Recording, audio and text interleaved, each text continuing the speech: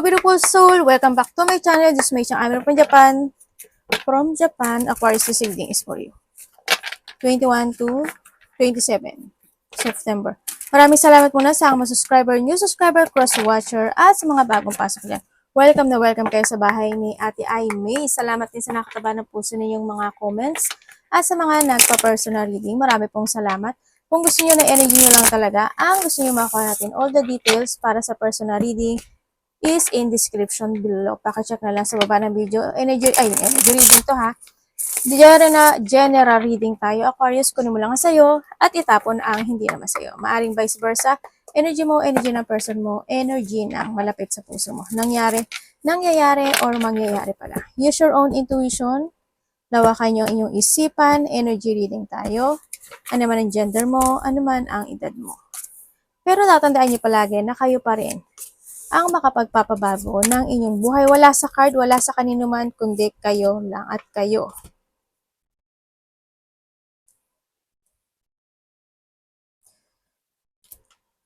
Uy, may taong magkakaroon ng pag-uusap or pwedeng ikaw, may tao kang kakausapin pero ayaw kang kausapin or vice versa. No? Yun na nakikita ko dito. Medyo magulo ang isip at maraming pinag-iisipan na bagay-bagay. No, may mga hinihintay o may mga bagay ka na ina-analyze or pinaprogress this time, inaayos this time. Sa nakikita ko dito, you're waiting for something.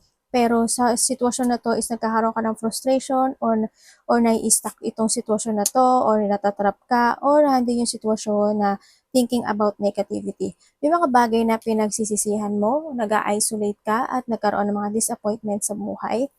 Nagiging mabagal ang lahat sa iyo, no?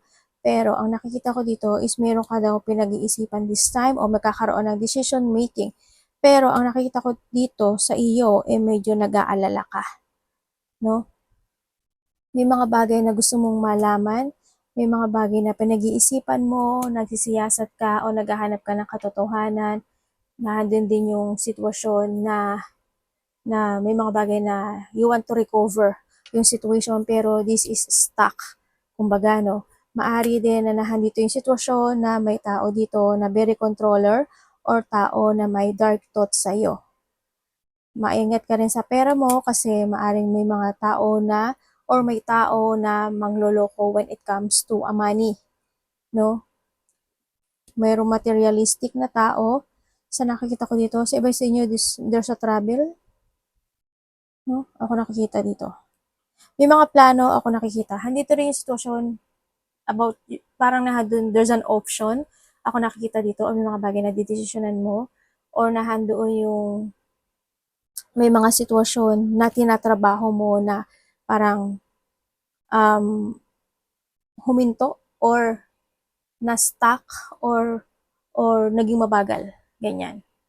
Sabi sa inyo is you don't know how to proceed. If you take it action or not sa isang sitwasyon, gagawin ko ba o hindi, deciding to go or stay. No, may mga planong gustong i-forward. Sa nakataway October, ang nakikita ko sa iyo ay, ba't ganun? Nagkakaroon o magkakaroon ng disappointment, no? Or sad situation when it comes to a money, to a family, or sa kasama sa trabaho. Into your connection. Andito rin na may nakikita rin ako na hindi ko alam kung ikaw or someone is may pag-iwas, no? May taong umiiwas akong nakikita sa iyo. Pwede ikaw ang umiiwas or someone na connected sa iyo is umiiwas.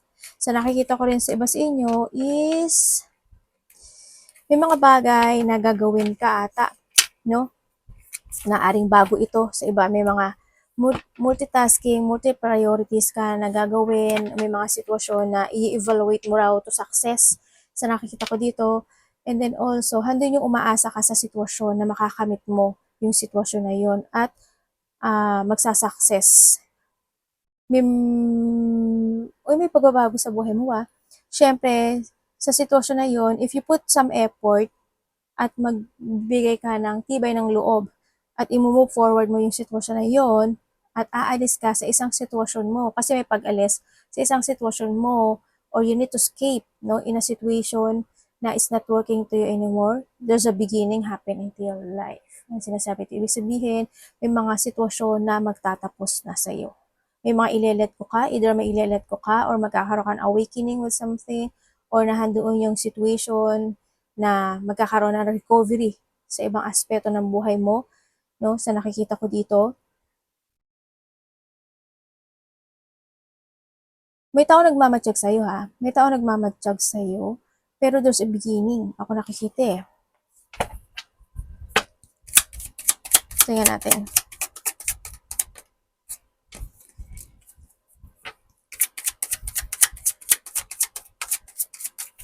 May hihingi sa'yo ng tulong or vice versa, may bibigyan ka ng tulong.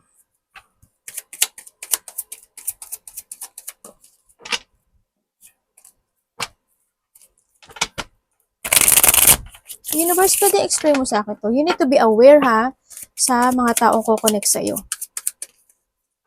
Maging aware ka. Kumbaga, huwag kang planuhin mo maigi. No? Sa nakita ko dito. Dito sa situation mo, ang nakita ko dito is may tao, maybe ikaw ito or someone, is nagkakaroon o magkakaroon siya ng paranoid discussion sa'yo or ikaw ang mapaparanoid or may taong pwedeng defensive or magiging bastos ang pag-uusap ninyo o hindi maganda yung pakikipag-usap niya sa'yo. May tao dito na magsisinungaling, may pagsisinungaling at may pang-iinsulto. Kaya ang sinasabi dito is medyo habaan mo yung pasensya mo, no? Kaya medyo habaan mo yung pasensya mo dito. Sa nakita ko dito kasi baka sakaling tamaan ka nitong energy na ito sa nakita ko dito. And then also, hindi ko na alam kasi may tao dito nagmamarunong. There's a person na immature, ano? May taong magmamarunong or hindi siya makikinig sa'yo. Yun na nakikita ko dito. May aggressive situation. There's a bully din ako nakikita dito. May tao na siguro mag-uusap kayo in a situation na wala siya sa hugot o wala siya, parang halimbawa halita ka, kumbaga iba yung sagot niya. Kumbaga either ililiko niya or iba yung isasagot niya. Kung siguro magiging very defensive siya, ganyan, or basta paniniwalain ka niya sa gusto niya. Yun ang nakita ko dito.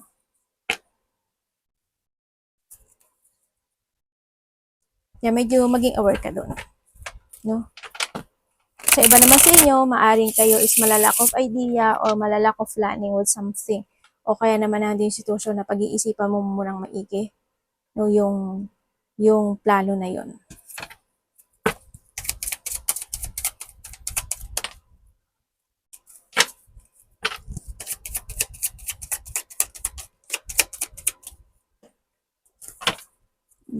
Ang dami mong angel ah. Bakit ganun? Nagkakaroon ka ng deep bond. May mga tao daw na magbibigay ng pagmamahal o suporta sa iyo, no? Sa nakita ko dito. Kung magkakaroon ng pagkakaisa o pag-uusap itong sitwasyon na to, may mga bagay na you want to pursue. Pero hindi mo pa siya mapupursue. Or gusto mo ng clarity o gusto mo ng katotohanan. Pero medyo nahihirapan ka. No? Pero ang sabi dito is you need to keep moving or i-pursue mo yung situation, no? Sa nakita ko dito, maaaring may mga tao na willing silang tulungan ka in your situation. Yun ang nakikita ko dito. And also, pag may mga bagay na kailangan mo daw pagpursigihan, pagtiyagaan, ganyan ang sinasabi. May nagsisinungaling talaga. You need to be aware sa mga connected mo, mga kaibigan, anak, or basta connected sa'yo. No? Kanina pa kasi sila lumalabas eh. And also, sa iba sa inyo is nagkakaroon kayo ng doubt or may mga distractions sa mga dapat mong i-focus or sa mga idea or maybe naman na dito sitwasyon na nalilito ka. Yung may mga bagay na pwedeng nalilito ka, na unproductive ka o kaya naman may blockage talaga sa'yo dito sa nakita ko dito. As in, may blockage. Sa iba naman sa inyo, is meron kang i-evaluate. Halimbawa, may tao na nag-aya sa'yo, ganyan-ganyan, may taong gusto makapag-usap sa'yo, or vice versa tayo, pero parang iisipin mo siya. Ganun. Parang, kailangan ba? Dapat ba? Ganyan. Halimbawa kung ano man sitwasyon, halimbawa lang halimbawa inaya ka. di ba? Tapos parang iisipin mo, halimbawa, usap tayo, ganito, ganyan. O kaya, ikaw to, usap tayo, pero sila, parang, bakit pa? Parang ganun. Parang, mag-usap ba tayo? Anong sabihin ko sa'yo? Parang ganun. No, magkakaroon ng doubt doon sa situation na yun. Ay, ano ba yun?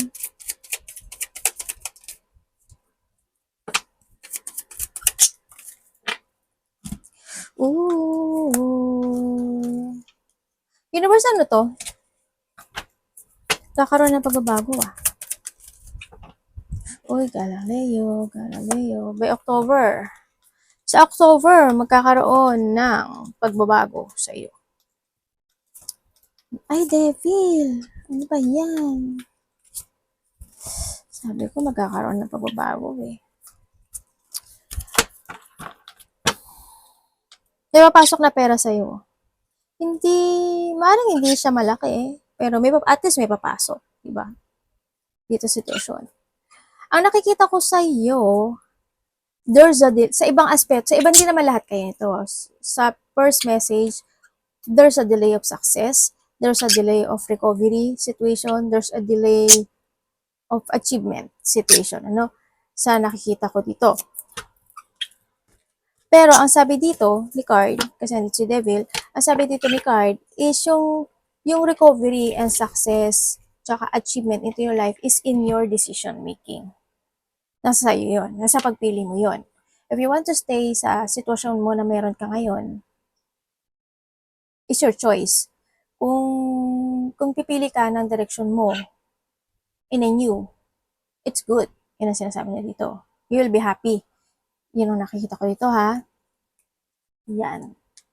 And also, is, may mga bagay daw na kailangang baguhin, kailangang desisyonan this time, need to end. No? And syempre, may nakikita ko dito na may mga kasiyahan na magaganap o mangyayari in life. May mga achievement, a little goal sa iba. May mga having fun, happiness, enjoyment. Iba dito is getting together.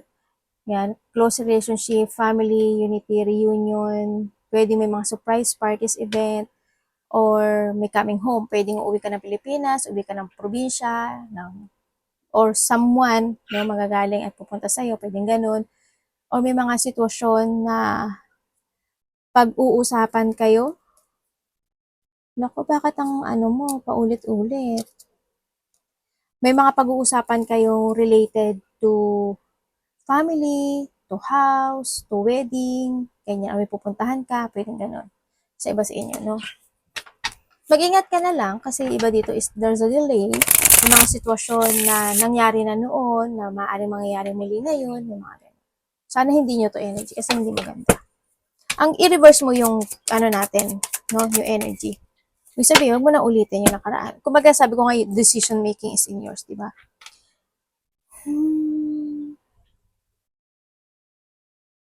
Meron ka ngayon na pinag-iisipan, no, or maybe may mga bagay na wino-working out mo na you want to develop, no, may mga minamaster ka na isang sitwasyon, na nandito ka sa sitwasyon mo na you try to invest more dun sa bagay na yon kasi you want to achieve. Yun ang nakikita ko sa iyo dito. May travel ba kayo? May ano pala, unfinished business, ano? May mga hindi pa nare-resolbahan. Galileo, bakit ganun? Universe, pwedeng explain mo sa akin to? There's a bad news, ano? Hindi naman siguro kay lahat to. Tapos na po ito, Universe.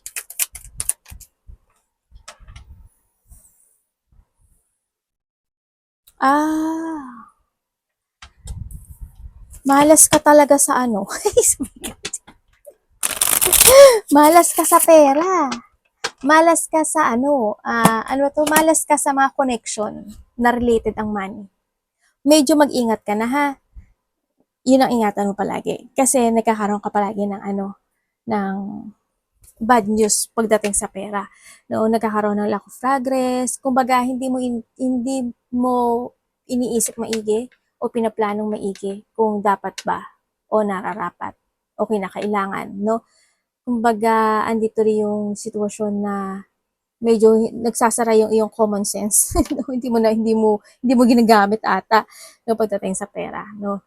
You patiently waiting for something na hindi nagaganap. Pwedeng you're waiting for a money na bumalik, pero no, sa nakikita ko sa iyo dito. Yun ang nakikita ko. Pero may collaboration ako na nakikita sa iyo. May taong tutulong sa iyo. May tao daw tutulong sa iyo about something achievement. Pwedeng sa pera, related, pwedeng sa trabaho, pwedeng ganun, or ikaw ang tutulong. And may collaboration, dealing, partnership, ako nakikita sa iyo dito. Makaka-receive ka daw ng text message or ikaw magte-text with someone. Ako nakikita dito na there's a distance. Pero, may disappointment. Or maybe you're waiting, no?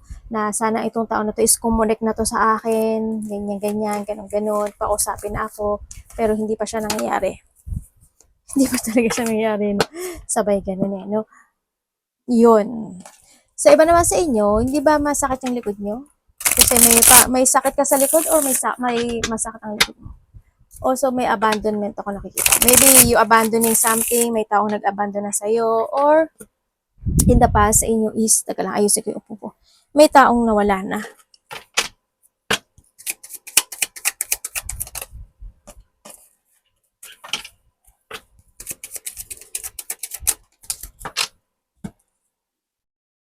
Jungit naman ito. May lalaki nagsisinungaling. Universe, pwede explain mo sa akin to. May tao makikipag-usap sa'yo na, tulad ng sabi ko na magkaka-doubt ka. Ay, meron na pala. May taong kilala mo na siya dati. Either kakausapin ka niya or hihingi siya ng tawad, pero sinungaling eh. Or itong tao na to, ang nakikita ko sa kanya, meron siyang gustong i-improve or ma-develop. Pwedeng ikaw ito, no? Dun sa sitwasyon, parang may gusto siyang ma-receive. Itong tao na to, no? Either ikaw to or someone. Yeah, may gusto siyang ma-receive or may gusto siyang malaman or ma-develop or ma-improve. Yun ang nakita ko dito. May mga sitwasyon na you feeling rejected, you feeling stuck, may mga on and off action ako na nakikita sa'yo, and then, andun yung dissatisfaction talaga, no? Bakit ganito, universe? May hinahanap ka. May blockage ka talaga. Kahit anong tingnan ko dito, may blockage ka. As in, there's an offering ako na nakikita sa'yo na galing sa isang taong matagal mo nang kilala o kilala mo siya. Naku po, mukhang hindi ata maganda ito ah. May isipan mo maigi ha. Either mangungutang siya sa'yo or manghihiram or makakaramdam ka sa kanya ng rejection. Halimbawa, maghihintay ka na may magbayad na. Eh, mukhang hindi magbayad, di ba?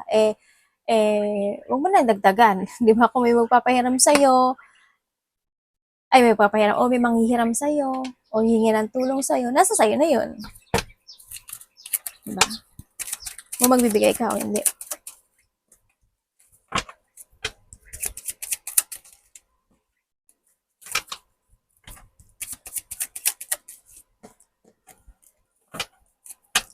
Four.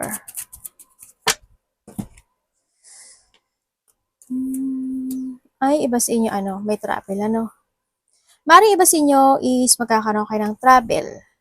No, maaaring may mga vacation, resting, holidays, malayo man yan o malapit yan. Magkakaroon ng travel situation. Ako nakita na maaaring gusto mo nang i-relax at gusto mo nang ng katahimikan. Maaaring gano'n sa iba sa inyo, no? Sa nakikita ko dito. Sa iba naman sa inyo, may mga sitwasyon talaga na hindi mo pa kayang i-let go. You still holding in the situation. There's a deep wound, may mga battle na sinuo. May mga sitwasyon na, alam mo yun, kahit binibigyan mo ng effort and hard work, parang walang nangyayari at pag napagod ka. Parang napapagod ka na. Bakit ganun? Bakit ganyan? Andun ka sa sitwasyon, ba't parang binibigay ko naman yung effort, nagtsatsaga, nagpupursige naman ako dito sa sitwasyon, ba't parang parang pagod ang nararamdaman ko at parang andun yung sitwasyon na walang nagbabago. Yun, parang andun yung ano pa rin, tulog ang hustisya. Tulog ang hustisya. Parang ganun yung sitwasyon sa nakikita ko sa dito. Yun.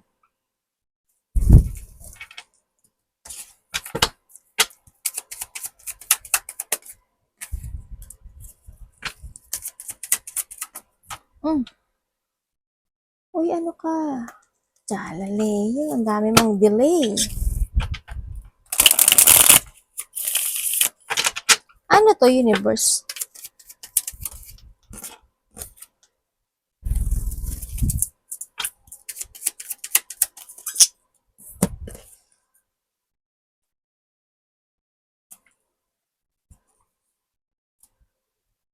May taong babalik, ano? Pero bakit kaya gano'n? Parang nagbago yung taktika niya. Parang may changes happen. Yun ang nakita ko dito.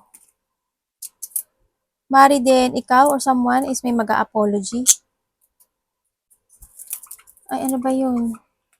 Or pwedeng ikaw ito, no? May mga gusto kang gawin, umpisahan na this time na babaguhin mo. O you need. Teka natin.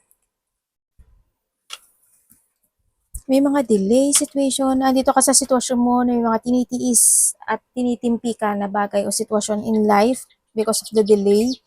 May mga bagay na nakikipagsapalaran ka na mahirap. Minsan nga, ano ka na denying ka na rin, ano, sa nakikita ko dito. Or magdi-denying ka na. Or someone's denying. Yun ang nakikita ko. Sabi dito, you need to keep moving to reach your goal. May mga bagay na kailangan mong i-let go na. May mga bagay na kailangan ng mag-goodbye. You need to escape a situation is not working to you anymore. You need mo daw na mag-getting away with something and you need to begin into your life and take it action. Yun ang sabi dito. Hanapin mo at tanungin mo yung sarili mo kung ano talaga yung makapagbibigay sa'yo ng fulfillment, happiness, and joy, or hanapin mo yung ikasisiya mo in life. You need to withdraw or escape, walking away, or letting go with something. Or pwedeng kakaisip ka na ng gano'n na may mga ilelet ko ka na, may hahayaan ka na. Pwedeng iba sa iba sa inyo gano'n, no? Uy, magkakaroon sa'yo ng recovery. There's an end of the hardship situation happen into your life. Umasa ka, no, na magkakaroon ng bagong simula sa buhay mo. Sa nakikita ko dito, magkakaroon ng mga bagong plano. May problema ka talaga sa pera.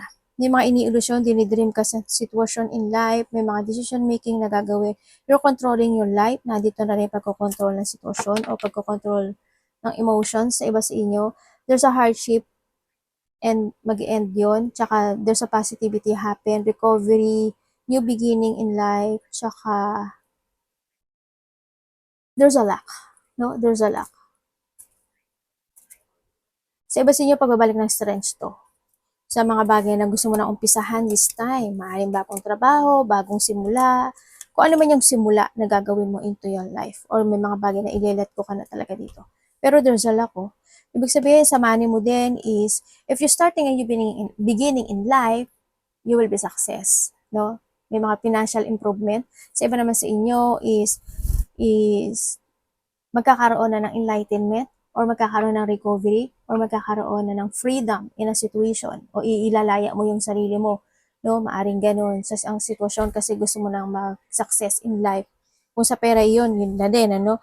Sa iba dito may pagpasok ng pera, hindi man siya ganun kalaki pero may papasok, no? Sa nakikita ko dito. Mag-ingat ka talaga pagdating sa mga taong makakausap mo pagdating sa pera kasi hindi ko nakikita good, no? May mga pangloloko, dishonest, liar ang nakikita ko dito. Arigato namaste, God bless.